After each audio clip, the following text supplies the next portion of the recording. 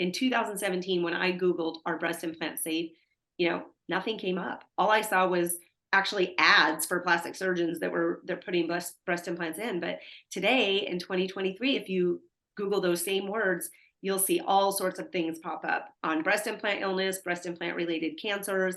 And, I'm just glad the information is out there now, because I think that patients will be more informed than I was just 5 years ago.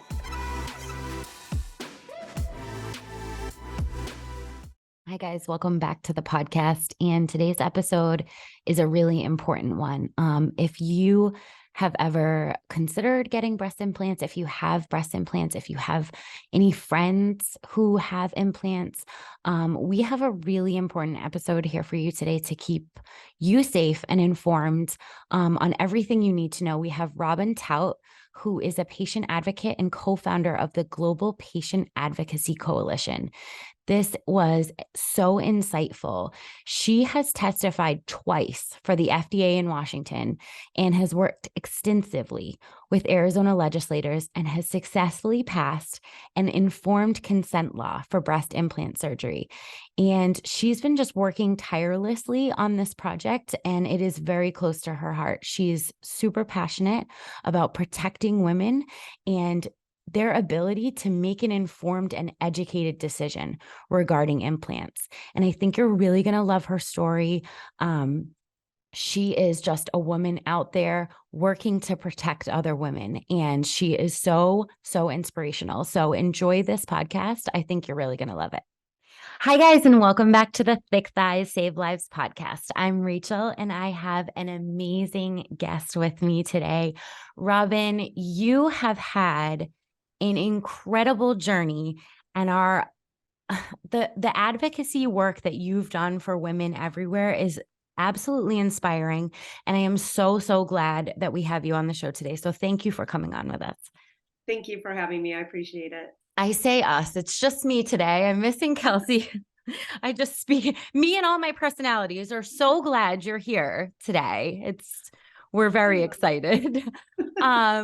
So can you tell us a little bit about your story? Because your journey to your position of advocacy is honestly super inspirational, and it's also really heartbreaking. So can you just tell our listeners a little bit about your background and how it led you to the work you're doing today? Sure. Yeah, my advocacy journey has been a wild ride. I'm a 3-time cancer survivor. I got diagnosed with my first cancer when I was 23 years old. So I had Hodgkin's lymphoma. I had some pretty intense radiation treatments for that cancer, which obviously saved my life. But it also caused me some secondary cancers and other health complications down the road. The kind of radiation treatment that I got, they don't do anymore. They typically just do targeted therapy. But, in 1996, I'm dating myself here, that's all that was available. So I did it. And, I had an amazing oncologist at the time who was very honest and open with me about the ramifications of having that radiation treatment. And, I was so grateful for his honesty, because over the years, over the 25 years that I was kind of in and out of health issues, it really made me stay on top of my health. So my number one advice to people is to be your own advocate. You know your body best. And when something doesn't feel right, get it taken care of. Unfortunately, it might take going to multiple doctors, over a dozen, 2 dozen. I know women who have seen 47 doctors trying to get answers to some of the problems that they've had. But hopefully, what I do in my advocacy work is making a difference, and that won't be the case for most patients. So I'm just happy to be here. I'm happy to do it. The things that have happened to me, I just don't want to see happen to anybody else. So it kind of fast forwards me to, in 2017, I was diagnosed with breast cancer. And I was considered a high risk patient because I did have radiation to my chest. So I knew that someday I could get breast cancer, which, it really made me stay on top of all my screenings. I started getting my baseline mammogram at 35 years old, and I got a mammogram and ultrasound every year thereafter, because I was high risk. So, my breast cancer was found on a routine mammogram. And being a 3-time cancer survivor, the decisions that I made just came really quickly. I think sometimes the first time people get diagnosed, it can be very overwhelming. There's a lot of information, your head is spinning, and then you're just in shock, right? Like, I have cancer. My attitude was kind of, been there, done that. What are we going to do about this? So it took me all of 10 seconds to make the decision to have a double mastectomy. I had had a bad mammogram on the right side 2 years prior. So when I was diagnosed with breast cancer on the left side, I was like, take them both. So that decision was very easy. And then what followed was kind of a show. I don't know if you're going to have to bleep that out, but it was not what I would want for any patient. At that time in my life, I was busy raising 2 teenage boys. It was one of the last summers that I was going to get to have with them. And I really didn't want to be in and out of surgery and recovery. I just wanted to get back to my life as quickly and easily as possible. But unfortunately, the breast cancer narrative, if you will, entails surgery, radiation, chemo, and reconstruction. So I was talked into reconstruction by my doctor, and I ended up having reconstruction with breast tissue expanders first, and then silicone implants. So, I'm a very active, busy type A personality. When I do something, I do it 500%. I'm very go, go, go. I'm very high energy.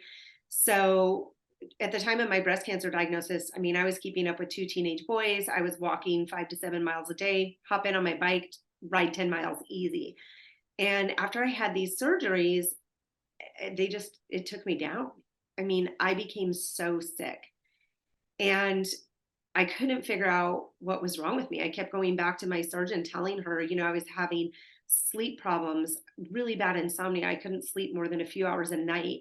I was having migraines. I was breaking out in rashes on my chest, on my legs. I had severe pain, joint pain, muscle weakness. I was having heart palpitations, trouble breathing. I felt like there was like a tumor in my throat, and I was having difficulty swallowing. And it just came on totally suddenly.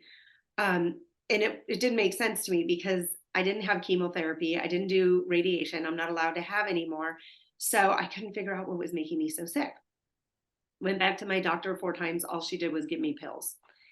And it just didn't sit well with me. I'm like, this is not what my life is supposed to be. I'm not just supposed to sit here and take bottles of pills. So I joined some breast cancer communities, and I was asking all these questions and trying to get advice on how to get better sleep and how to get through all this pain that I was experiencing. And it was finally a woman who told me, look into your breast implants. I had a boob job for 12 years, and 8 of those years I was so sick. The past 3 years I've been bedridden, couldn't even work anymore. And so I'm like, sick how? How are your breast implants making you sick? And literally every symptom she listed, I could check off. And I was like, why didn't my doctor tell me this? Why didn't my entire team of doctors tell me this? Because, when you have a breast cancer diagnosis, you have an oncologist, a breast surgeon, a plastic surgeon, a radiologist, like you have all these different doctors, a whole entire team. And every single one of them failed to tell me this. Not only that, my plastic surgeon failed to give me the proper informed consent documentation for me to look over to make an educated and informed decision. So when this woman told me all of this information, I'm like, okay, that makes sense. That makes more sense than just me randomly having to take, 4 different prescription medications just to survive in life. So I made the decision to have my breast implants removed. I had them taken out after just 4 months, and I chose to stay flat and just have all the extra skin and everything removed. And I literally woke up from surgery feeling 100% again. It was, if I didn't live my story, I would have a hard time believing my story, because it was that drastic of a change. I literally went from feeling like a 110-year-old woman on my deathbed to I felt like my normal energetic self, back to business, back to hanging out with my family, doing the things I love to do, back to sleeping in my own bed. I couldn't even sleep in my own bed. I was in so much pain. I have a really high bed and I just couldn't climb up into it. So I slept in the guest bedroom all summer, in and out of these 3 surgeries I had in 7 months. And then to wake up after that last surgery and be completely back to normal just blew my mind. So I went through this roller coaster of emotions because I was elated that I got my life back. I could swallow again. I could breathe again. The heart palpitations were gone instantly. But then I was like angry that this happened to me and why did no one tell me? And it just hit me like a ton of bricks. If this happened to me, how many other breast cancer patients is this happening to? How many women that went out and got a breast augmentation just because they wanted their post mom body back, or I'm sorry, their pre mom, it's like you pop out a couple kids, you're pregnant, you're breastfeeding, your body just isn't shaped the same. And a lot of women just go in for these mommy makeovers or a little breast augmentation with a lift. How many of these women are suffering now? Like I was suffering because their doctors didn't tell them. And then they're just blaming it on everything from, oh, I'm just a busy mom. Oh, I'm in a stressful marriage. I'm in a stressful job. I'm chasing 3 kids around. And they just chalk it up to everything. I'm 40 now, and that's how you're supposed to feel when you're 40. You're supposed to have thyroid problems. Your hair is supposed to fall out. I mean, I had 2 bald spots on the top of my head. I lost about half of my eyelashes. And that's not normal, you know? And I didn't even realize the eyelashes and the hair loss was a thing until I explanted and my hair started growing back. I went to put my hair in a ponytail one day and I'm like, what are all these little hairs just like sticking up on the top of my head where I previously had these bald spots? So it was crazy to me. And that was the day I just decided, I'm like, I need to do something. I need to fix this so this doesn't happen to other patients. So I became a patient advocate. I wear a lot of hats. I help patients through their explant journey. I help breast cancer patients. I've had a law passed in my home state of Arizona and currently working on legislation in 5 other states. Yeah, I will do it all. I will take any platform that I can tell my story and share my experience, just even if it saves one person, even if one of your listeners has had breast implants for 10 years today and is sitting there thinking, oh my gosh, this is why I feel like crap, then it was a success for me. So I appreciate the opportunity to share my journey and happy to answer any questions you have. That is, obviously when we talk to successful people in any field, so much of the common theme that we see is that this drive really comes from a need to help other people through something that they have been through the hard way. And it just drives success because you've been there, and the need to help others is just, it's so inspiring. And I feel so inspired by your journey, and I am so excited at the thought of any woman that is listening having some relief from some of the symptoms that you've described, just by hearing this. So again, thank you for your work. So it's very strange because seemingly when I was looking into this, there was so much of a wide variety of symptoms that accompany some of the illness due to implants. And it doesn't seem like it affects any 2 people the same way. So first of all, what do we know about why implants might make some women very ill and not make some women very ill? Like, you had your implants for 4 months. Did they have a leak so that, I guess what I'm wondering is, what are some of the more common symptoms that could be linked that people might be able to identify in themselves? And why is it that not everybody gets sick? Yeah, I mean, there's no total 100% scientific answer because we're still trying to figure that out. Unfortunately, breast implants have been around for 60 years. And the lack of data that we have surrounding this controversial device is really quite horrific. And I can tell you why that is. It's because they don't want to know. They don't want to know because when they find out what it is, then they're going to have their answers, and that's not going to look good for this multi-billion-dollar business that's making everyone have the perfect body that society says we need to have. So that's the start and finish of it. But as far as how it affects women, we really don't know. There's a lot of theories out there. There are a lot of amazing studies that are going on right now. A lot of doctors that I work with that work with patients and remove breast implants, they're studying everything from the scar capsule that surrounds the implant, or they're running blood work to see if there might be genetic factors involved. I found out later that I had a genetic mutation. that could possibly be the cause of why I got so sick so fast. But I feel like we all have like this toxic 5 gallon bucket that we're carrying around, right? And at some point, something's going to trigger it all to just go to hell in a handbasket. I've obviously had cancer 3 times, so I don't have the perfect immune system, but I've been able to maintain a healthy lifestyle my whole life. And then for breast implants to take me down like that, that's what really sent me down the rabbit hole of investigating what are breast implants and why could they make me this sick? I didn't realize they're made up of like 42 toxic chemicals, including heavy metals like arsenic, lead, mercury, platinum, tin. These are metals, like I'm allergic to nickel. I can't wear cheap nickel jewelry or earrings, yet there were nickel in my breast implants. I didn't even know I could go on the FDA website and look up the summary of safety and effectiveness data sheet on the actual implants I had because my surgeon didn't give me that information. And sure enough, I look at the chemical ingredient list and it makes sense that people would have a reaction to those ingredients. So, really, if you look at what breast implants are made of, and that every single breast implant is contained in a silicone shell, because a lot of people say, well, saline breast implants are safer because it's just saline. But, there's a lot of problems with saline. Honestly, the cases of breast implant illness are about 50-50 with silicone and saline. So it really doesn't discriminate against either type of breast implant. And then, in 2017, when this happened to me, the FDA was still saying breast implants are safe and effective.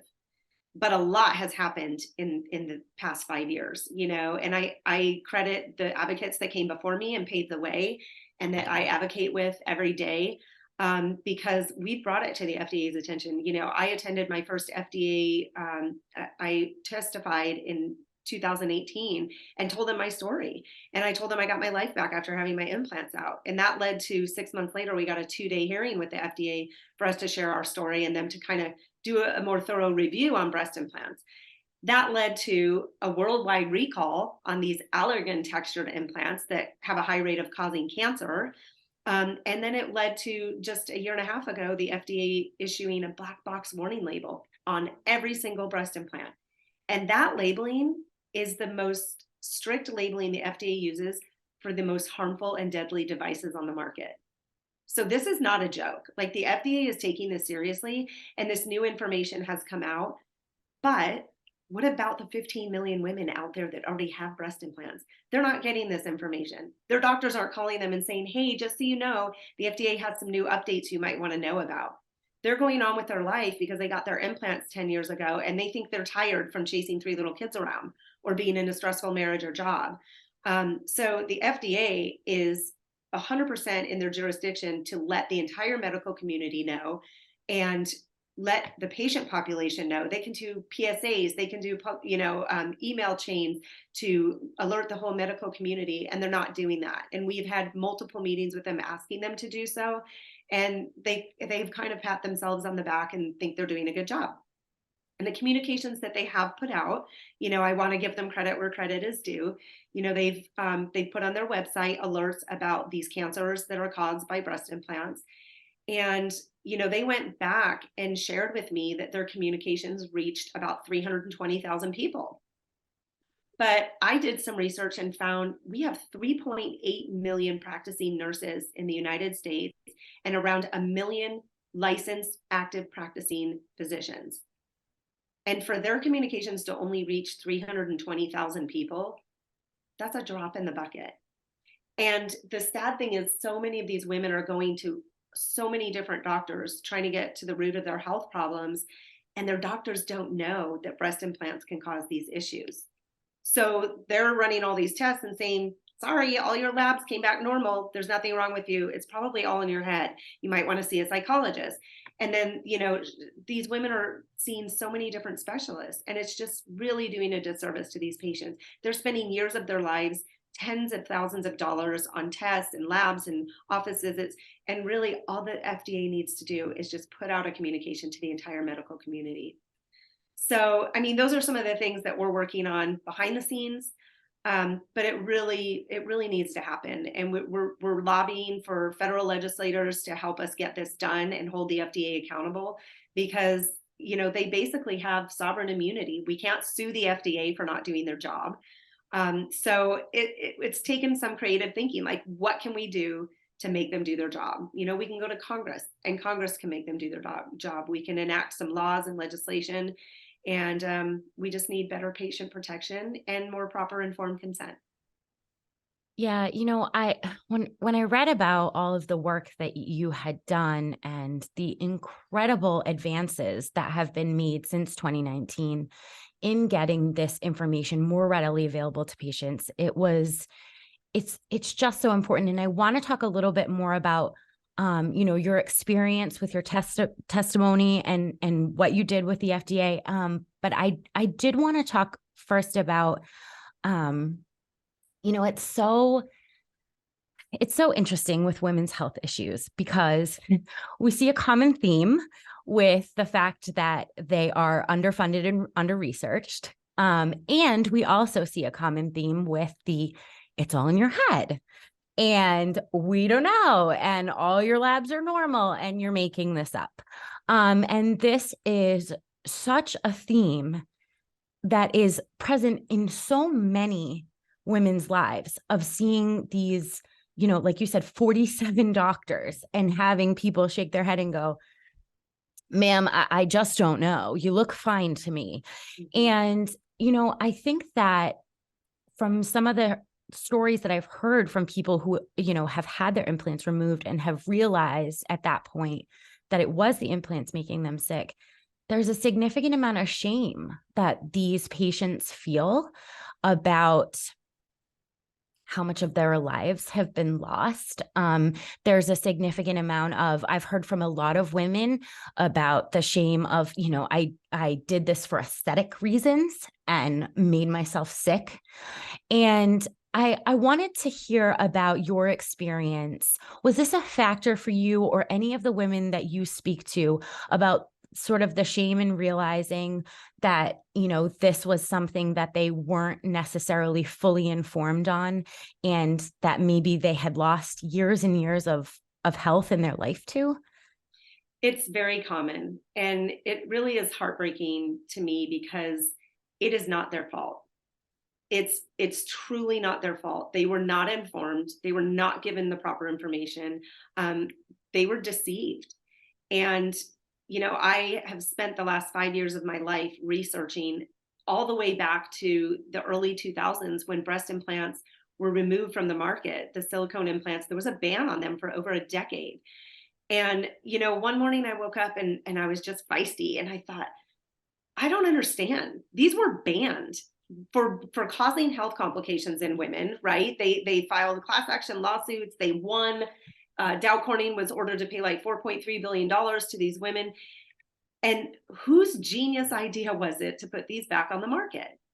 And I thought, well, I can go back and look at the FDA transcripts, and I can find out exactly how this happened. And what I found was, the doctors that were doing the studies, they were paid by industry. They had, they were clinical investigators of their new product. And they literally would get up there and testify saying, oh, I've put hundreds of implants in women, and none of my patients have problems.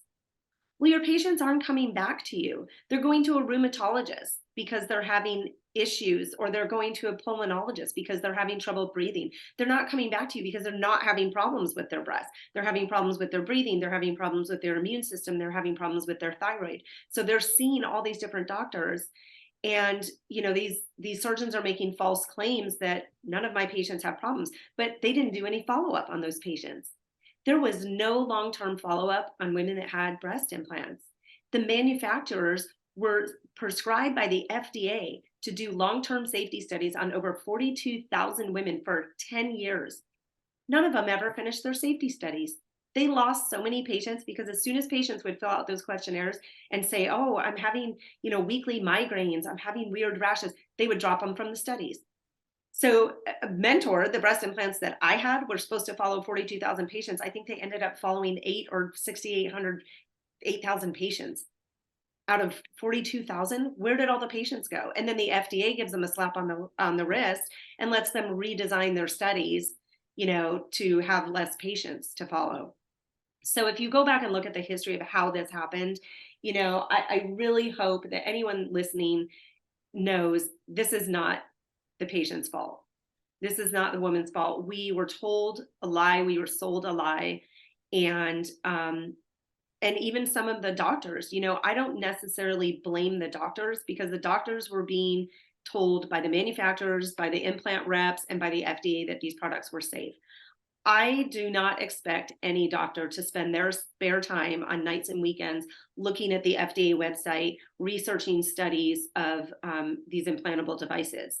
If the FDA says they're safe, we as Americans have trusted that the FDA did their due diligence to, make sure those products are safe to enter the market.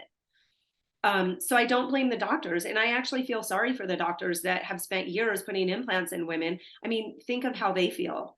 Think of how they sleep at night knowing, well, I implanted 5,000 women and I may have implanted cancer in them. So this whole thing is just such an unfortunate situation. But I am so blessed that I have met these doctors along the way who care enough to do better, because we know better now and they want to do better, and they're helping patients and they're explanting patients and they're doing studies because they want to know. So I just give so much credit to those surgeons. But for as many surgeons as we have doing that, we have surgeons still doing the same rigmarole from 30 years ago. Nothing to see here. These women are crazy. It's all in their head. It's because they eat a lot of fish and have tattoos. That's why they're sick. So it really is just about being informed. And I'm grateful that in 2017, when I Googled, "Are breast implants safe?" Nothing came up. All I saw was actually ads for plastic surgeons they're putting breast implants in. But today in 2023, if you Google those same words, you'll see all sorts of things pop up on breast implant illness, breast implant related cancers. And, I'm just glad the information is out there now, because I think that patients will be more informed than I was just 5 years ago. Well, that's all we can really hope, is that people go into any kind of decision with the proper information. And that's one of the things that you've been so successful in advocating. When we look at the changes that have been made since you got your implants, there is now a comprehensive checklist outlining potential risks and benefits of getting breast implants. Okay, first of all, how did this not exist before? I cannot think of a single surgery in which you do not have a checklist that says, here are the potential complications of this surgery. And this didn't exist before 2019. And you fought so hard to make sure that patients knew what the potential risks were before making this decision. And, what kinds of information were you really wanting to see on that checklist, and did it make it? Well, there's a couple versions of the checklist. I actually brought a patient checklist with me in 2019 to the 2-day hearing that I attended, because I've kind of modeled a lot of my advocacy work over a group of ladies called the eSure ladies. I don't know if you've ever heard of the eSure birth control device, but it was a very controversial device. It wasn't on the market very long, but it killed a lot of women and made a lot of women, sick with some of the same symptoms as, the breast implants. And they got their product pulled from the market. And when I started researching how they did things, I kind of started following what they were doing. And a group of advocates that came before me in the breast implant world, they knew those eSure ladies. They had kind of talked with the same people and the same lawyers. So we had a lot of guidance when we went to the FDA meetings. And then, the eSure ladies had developed this checklist for patients. So I kept thinking, well, why isn't there one for breast implants? And I started asking around, and nobody knew of one being worked on. So I thought, well, I'll just make one. I have no idea how to do something like this, but I got some coffee and pulled up the Esure checklist and just started saying, okay, this is what you should know about Esure. This is what we should know about breast implants. So the checklist now that the FDA requires is a little bit watered down compared to the version that I passed in my home state of Arizona. I really like our version of the checklist because we wrote it in layman's terms. We were supposed to get these manufacturer patient information brochures that came from the manufacturer. But honestly, if you look through those, they're usually about 86 pages long. They're filled with medical terminology that patients don't understand. And I wanted people to know that these are the things that can happen. But instead of just throwing out medical terminology like lupus, fibromyalgia, connective tissue disease, Raynaud syndrome, nobody knows what those are. So I looked them all up on Mayo Clinic, and I just gave a layperson's term definition of what those autoimmune symptoms were, so that patients can, if they start having complications, refer back to that and be like, oh, I didn't realize that my severe joint pain could be a symptom of fibromyalgia or connective tissue disease. So, that was really the impetus for the checklist. Is I wanted people to know what I didn't know, because if I had really understood, I did have informed consent documents, but a lot of them were just listed like, oh, you could get connective tissue disease, lupus, fibromyalgia. I didn't know what those things were. And the 23-year-old girl getting a boob job ready to start her career and life isn't going to know what those things are. And the cancers that are associated with breast implants. If I had even seen or known that those implants could cause so many different cancers, I've had cancer 3 times. I wouldn't have signed up for that whatsoever. So I really feel like in my situation, it was such a disservice to me as a cancer survivor to not make me aware of those potential problems. And, there's these new cancers that the FDA is talking about. They just released their latest statement on September 8th, 2022. And I want to be really clear about that date, because they released this really important information on this highly aggressive cancer the day the Queen died. Do you think anyone saw the FDA news? I remember that day because every news station, every social media account, all anyone was talking about was the Queen dying. So this really important information was buried, on the day they chose to announce it. But I want to be very clear that these cancers aren't new. The case studies that I reviewed are from 2010, 2013, 2018. That was long before my breast cancer. If I had seen these case studies, if I had seen these women with this aggressive cancer that's not treatable, it doesn't respond to chemo, it doesn't respond to radiation. Unlike ALCL, the cancer that caused the recall in 2019, that was typically only associated with textured breast implants. This new squamous cell carcinoma is associated with all breast implants: smooth, textured, saline, silicone. And you know what? It's not contained in the capsule like ALCL. It spreads everywhere. It spreads to the chest wall, it spreads to the sternum, it spreads to the rib cage.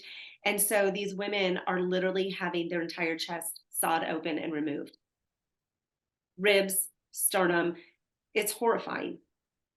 And for a 22-year-old woman to go in and just think she's going to get a cute figure, fit well in a bikini, or a mom that, is done having kids and just wants her breasts to be shaped like they were, before she had kids. This is horrifying to see these cases. And the mortality rate of this cancer right now, the few cases that we know of, it's 43% mortality rate at 6 months after diagnosis. That's almost half the patients dead within 6 months. And then ALCL cancer, the one that the FDA banned from the textured implants, their mortality rate at 1 year is only 2%. So when you start looking at how severe and aggressive this cancer is, it's very frightening. And the scariest part is the average onset of this cancer is at 22 years after getting breast implants. Well, I started thinking, they just put silicone breast implants back on the market 18 years ago. And when that happened, breast augmentations exploded. I mean, breast reconstruction was the norm. It was like breast implants are safe. FDA put them back on the market. The manufacturers fixed all the problems, and the whole world was out getting breast implants. And if it takes 22 years on average for this cancer to show up, we're just barely seeing the beginning. It's it's so, so frightening. And it feels,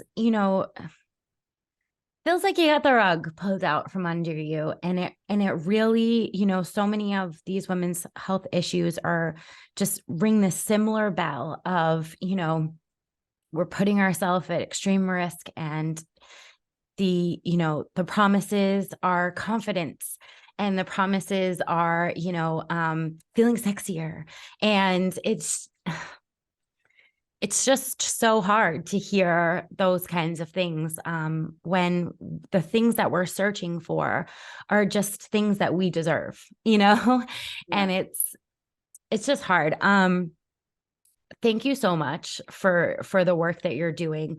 I just want to give you a chance really quick, if you could, anybody who has implants. I know that there is a new guidelines from the FDA on how much they should be screening, how often they should be screening.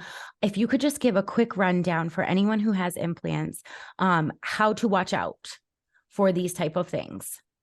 Yes, the new FDA recommendations, I actually don't agree with it. So I would tell your listeners to go by the old FDA recommendations, which were at about 2 to 3 years after getting implants, you should have an MRI to check the integrity of those implants. I've been doing this for 5 years. I'm in all of the support groups, and I can't tell you how many times I've seen women with 2-year-old implants that are completely ruptured. So definitely start checking. Average rupture onset is about 4 years. I made a wonderful adverse event chart with a friend of mine. We were doing some research on, just the adverse events and what the rates are per manufacturer. So definitely get those MRI screenings, and then every 2 to 3 years after, just check for the integrity of the implants. And then if there's any question at all, follow it up also with an ultrasound, because that can sometimes see different things that the MRI won't see.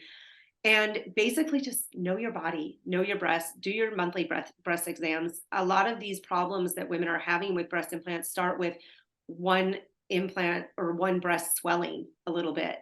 And so you'll notice they're different sizes. So basically any change in your breasts or breast health should, just be cause to go to the doctor, get it checked out, have the MRI, and just stay on top of your health. If you're they're saying now, where doctors were telling patients you can have a set of breast implants that'll last you your whole life, they're saying right around the 10-year mark is really when they should be removed, replaced. And it's so interesting because a lot of women, after having them 10 years, they're like, I'm just kind of sick of them. I just want my old body back. And one of the saddest stories is the lady that goes in and, she's had a few kids and just wants her breasts to be perky again. She doesn't necessarily want them bigger because she's a mom, and, we just don't want to be out there like Pamela Anderson, at a certain age.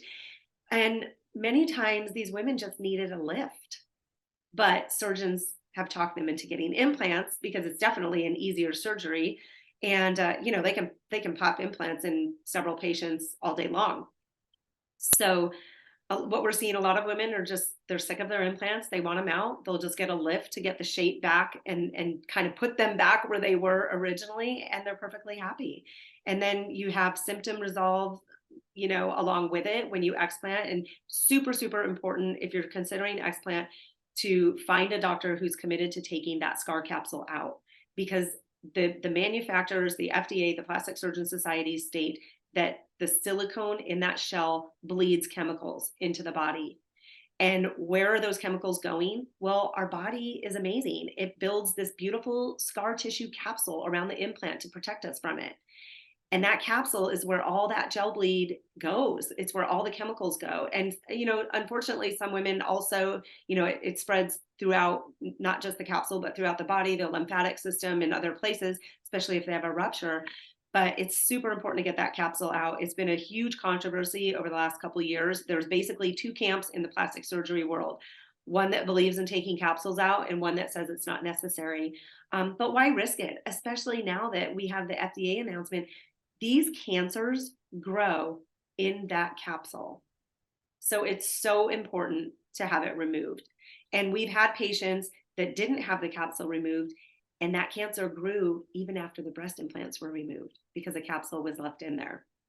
So that is my best advice, to just monitor your breast health, monitor your overall health. If you're starting to feel tired or fatigued or not normal, things that aren't normal, look up the breast implant illness symptoms checklist. I mean, you can see so many different symptoms that are caused by that. And it's amazing to see all the studies that have come out, even from the camp that doesn't believe in removing capsules. They're showing 85 to 90% of patients do improve after getting their breast implants removed. So that's great Wow. news. I'm happy to share that news, about all these studies that are coming out. And I'm really excited to see the future studies that are coming down the pipeline. So, Robyn, where can our listeners hear more from you? Because I know they're going to be very interested in this. So we have our GPAC website, which is gpacunited.org. And I am all over social media on Facebook and Instagram, so they can follow me there. I also host a monthly column with Breast Cancer Wellness magazine. So I write a monthly column called Research with Robyn. And I've been sharing just kind of all the little rabbit holes I've gone down over the last 5 years. And I'm really excited to get that information out into the breast cancer community, because these women need to know that information, and I'm happy to be a part of that as well. So I'm kind of all over the place. Just Google my name, search my name, and I pop up a little bit of everywhere. It's been such a pleasure to have this conversation. I am so excited to just give you yet another platform to get this information out there, because women need to hear it. They need to be informed. And this is just such an important piece of owning your health, and that feeling of empowerment, of really owning your body and your health and being in charge of it and informed about it is just, it's a powerful, powerful piece. And you're giving that to so many women. So honestly, thank you for your work. And it's been a real pleasure. Thank you. Thanks for having me today.